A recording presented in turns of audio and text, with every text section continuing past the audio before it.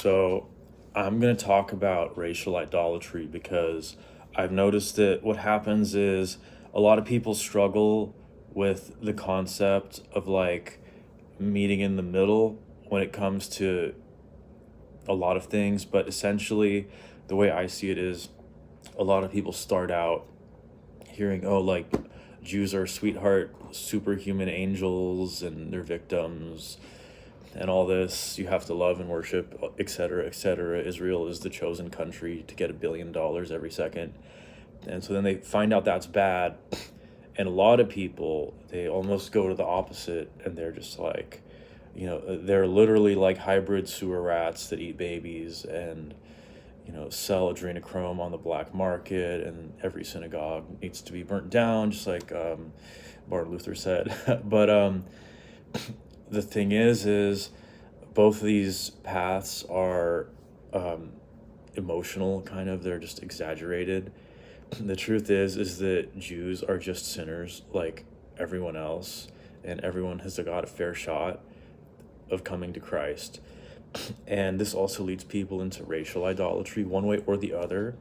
Um, and it leads people to throw away their birthright unknowingly, because when you worship Jews, you forget that actually spiritually, if you follow Christ, you're the Jew, right? And they're actually the Gentile. And on the other hand, if you go too far into the direction of the red pill Jew rabbit hole, then basically you might adopt like, Nazi sympathizer views, and even go into kind of like new age occultism, because that is a real thing that a lot of people who learn sort of that some statistics from World War II have been greatly exaggerated.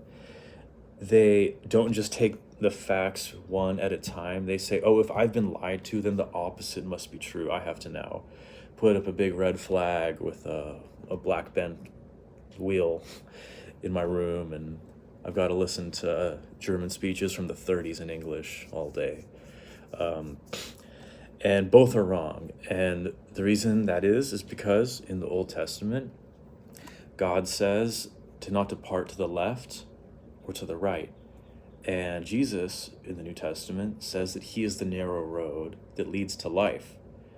So I encourage everyone to not be a black Christian, a, Chinese Christian. You're just supposed to be a Christian.